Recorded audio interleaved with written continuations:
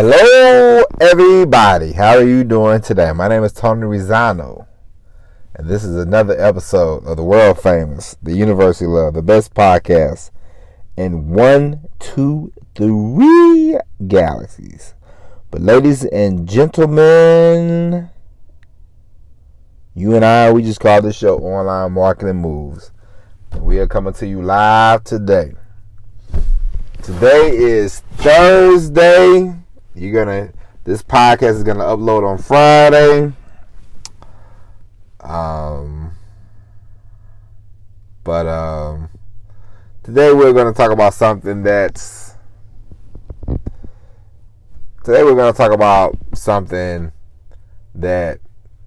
important, and that is painting a picture. Seeing a picture in your mind of where you want to be, where do you see yourself, Now, ladies and gentlemen, I will tell you this right now. You can always see yourself in the future, but ladies and gentlemen, one thing you do not want to do is you don't want to live in the future. And you don't want to live in the past. You want to live in the right now. You want to live in the moment, okay? And now let's just get that out the way right now. But let's be realistic. We all have some type of vision. We all have some type of idea of where do we want to go and where do we want to be 5-10 years from now, And so paint that picture. Where do you see yourself? What do you see yourself doing? Where do you see yourself at? But then to get back to what can I do on a daily basis to paint this picture. There's going to be bumps in the road. We all know this. This is nothing new. There's going to be things that's going to happen to you that you don't like. There are going to be things that happen to you that you do like. It's just life. It's not a big deal. But paint that picture of where do you see yourself, okay? And it doesn't work. The drawing would not work if you don't put in the effort, if you don't put in the time, if you don't put in the consistent time and the consistent effort, and you're not persistent with your dream. Okay, it's gonna be for naught. There's no wish. There's no. I read a book. Me and my friend, we read this book. I think 2 years ago. Somebody he was dating recommended him that he read this book called The Secret. I've never heard of this book a day in my life, but he was like, "Hey man, we got this book we got to read," and so we read it together. It's very interesting, and it was, and the crux of the book was about having gratitude about life and having gratitude about different things. Now a lot of people think, oh, The Secret is about writing things down and they magically happen. We all know that's a fairy tale, because I've been having the same dream since I was probably 16. I have this dream every now and then that somebody knocks on my door and they say, "Hey man, you invested in this company, and we've been looking for you for a long time, and here is X amount of dollars," and it's like a lot of money. And I'm like, "Oh man, I can't believe this." I have this dream every now and then. I laugh when I wake up sometimes. I'm just like, that ain't happening. That's basically what a lot of people think The Secret is, but it's more like having gratitude about your life, because you didn't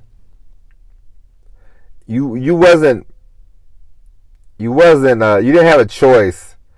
You didn't have a choice on if you wanted to be on this earth or not. You were sort of chosen. It's a blessing from God. It's a big deal. Because there's so many. If you think about your life, and the reason why you should be grateful, and have gratitude in life, and not be bitter or anything like that. It's like there's so many children that die at birth. And there's so many people that die at an early age, and there's so many people that don't make it past, I had a little cousin, she had a baby. The baby was 6 months old and the baby passed away, It's very humbling because, at the same, my daughter was about born probably like 2 months before her baby was born, you know what I mean? And my daughter be 6 months in a week or two, So she'll be 6 months in a week or two, and she's a pretty healthy baby. My cousin, her baby was, sick from the beginning, but everybody thought that she had kicked out of, but it didn't come to pass. And so, that's something that to be, I'm like, because the thing about life is you never assume, like, and I know I'm telling you stuff that you already know, but sometimes we all get caught up in our own stuff, and we all get caught up in thinking, we're going to be on this earth forever and ever, ever. I mean, I would love to be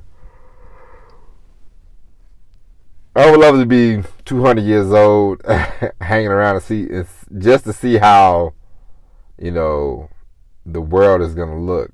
Because I'm 42, and can you imagine, like, how old you are? You know how you started off, things are one way, and now they're a whole different way, and you're like, it's kind of cool, like, I grew up without a cell phone, and there are people, like my nephew, one time my nephew got an iPhone, and every day for 2 months, this man never called me before, and I love my little nephew. Hey, when he got that iPhone, he FaceTimed me every day. And I'm from a whole different, ball game. And I just kept thinking, why is this guy FaceTime me every single day? Don't he know I'm working? And I tell him this every single day, but that's his norm, That's his normal. My normal is picking up the telephone, hey Jimmy, hey Bobby, what's up, man? How you been, you alright? How everybody doing? And saying, alright then, man, I just called to see what's up with you. And click clack, or that's other people. For me, I have maybe one friend, two friends. So I'm very social media, so I don't keep up with a lot of people on the social media, But like my daughter, her normal is going to be a whole lot different than mine. Her normal is going to be FaceTime. Her normal is going to be, connecting with people on social media. I'm pretty sure, I hope, not too much, but that's going to be her normal. She gets out of my house one of these days, Lord, when I'm around to see that. But, so there's no, getting back to the big picture. There's no right or wrong way to get to where you want to go for this picture, but the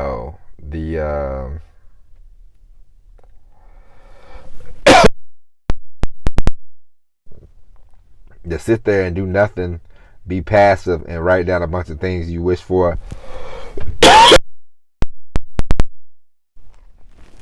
It's not gonna work. But if you're consistent, you stick to a plan, the painting you have in your mind will definitely be there, and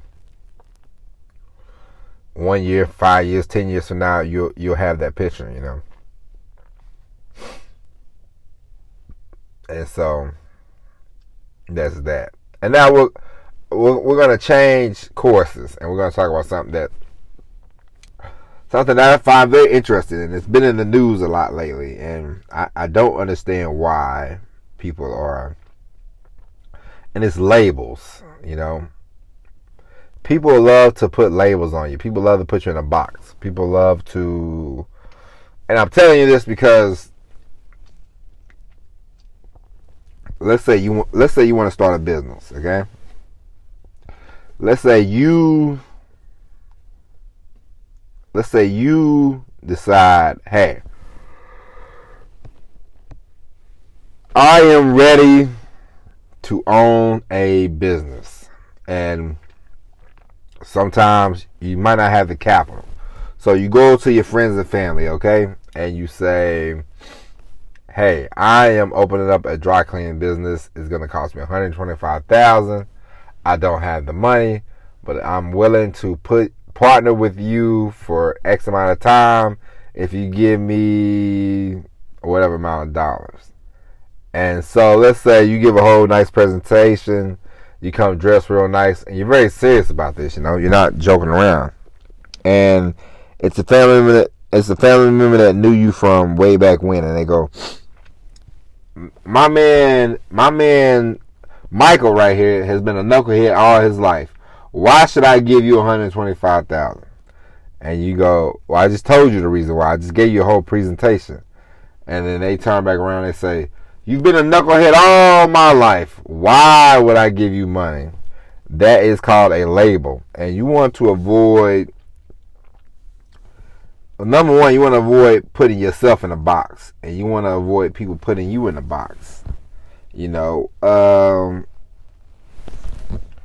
That's kind of shooting yourself in the foot if people put labels on you.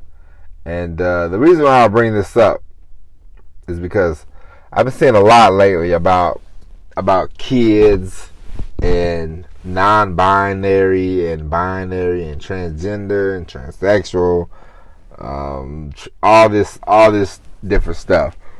And I read this article a couple weeks ago, I think last month or a couple weeks ago, about a swimmer at Penn. They transitioned from a man to a woman, and now they swim with the women, and they're smashing all these records and whatnot. And a lot of people think, that it's not right, it's not fair, and it's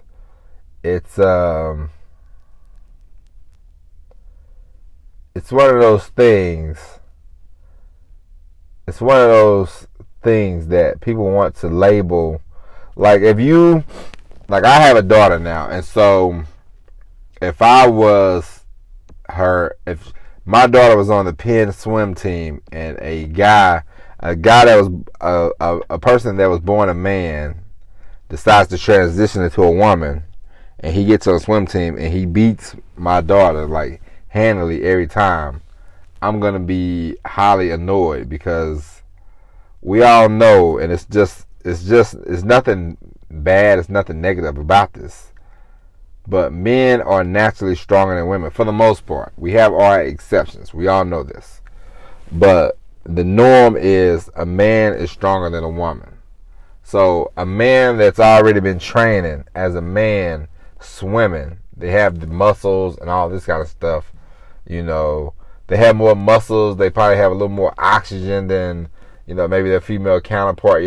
I'm not a doctor, of course, but it's just the laws of nature. And so he's beating these people handily, and a lot of them are, upset, because they're like, hey, I signed up to swim against women, and I got this guy beating me every single time. Like, what's that all about? And so if you protest, if you say anything, people will label you, transphobic, homophobic, all this kind of stuff. They will try to put you in a box, and it's like, no, I'm not trans nothing, but I know right from wrong. I know what's fair and what's not fair, And even though the guy has decided in his life that he feels that he's a woman, in my opinion, he should continue to swim with the men. Now, he should get dressed in the women's locker room, but he should definitely swim with the men. And you have to teach your kids, we have all these kids these days, and apparently they're not supposed to be racist, homophobic, and all this stuff. So you teach your kids. You say, hey, Mike over here was born a man. He is transitioning into be a female, but he still is going to compete in men's athletics because at the end of the day, he's a man. You know what I mean? And you know, if you say that, people are going to label you. You know, and there's so many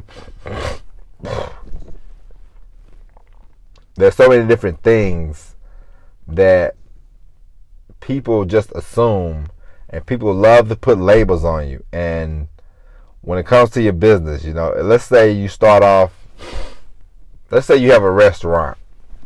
The first month, you know, you struggle. The restaurant doesn't go as fast as you want it to go. If a patron comes in there, has food that takes a long time, what's going to be the first thing they tell everybody? You know, even though this is the restaurant's first month, you expect this kind of stuff. No, this person's going to say, hey, I wanted to go to, you know, Morty's barbecue joint. And somebody walk by and go, Morty's takes too long. They're so slow. And they go, when's the last time you ate there or whatever? Somebody go, oh, I ate there when they first opened. They were slow then. And then it's like, they sped up a little bit. They've made some improvements. But people have already had their mind made up. And they're already putting a label on them. You know? I have a cousin. She's older than me. She's mature, you know. And she likes doing what she likes her job. She's not out here looking for promotions. She's not out here looking to advance in her career. She's not out here to do any of that. Jesus, don't kid yourself.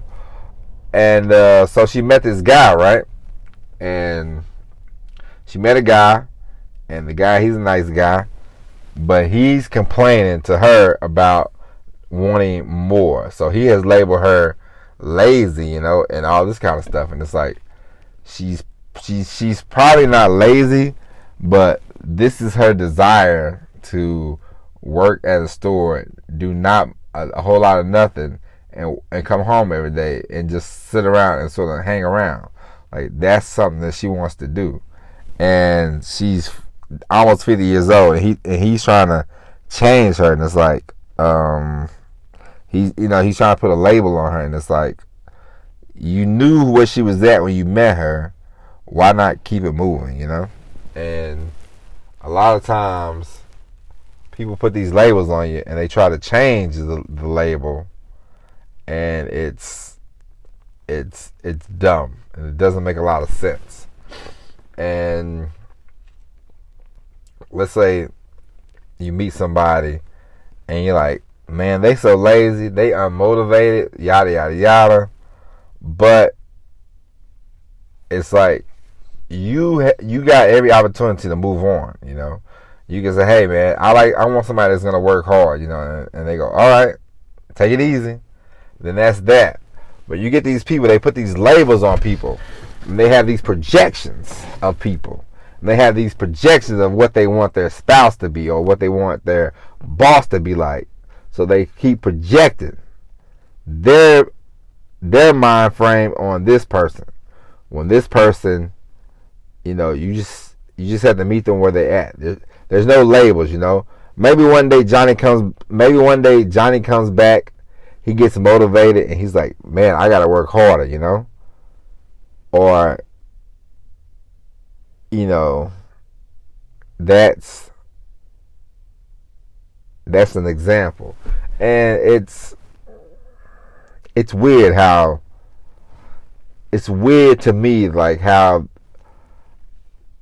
there's no, people want to label you early. Let's say you have a business, and like I just said about the restaurant, let's say you have any kind of business, and the first month there's going to be bugs, you know, and your customer service is not up to snuff. And then people go, oh, their customer service sucks, I would never go to them again. It's like, you know, pal, they've been open a week, right? And they're like, what? And so it's just, It's very silly and it's very nonsensical. And it's frustrating, you know what I mean? And I would tell you to avoid labels, avoid people putting you in a box. It's stupid, it's dumb, it's lazy, and you're going to get these people who are going to try that, but don't.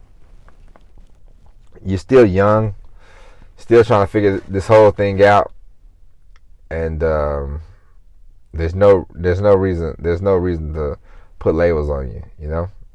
And so, ladies and gentlemen, I know this was a long-winded episode, but we had to get that out there.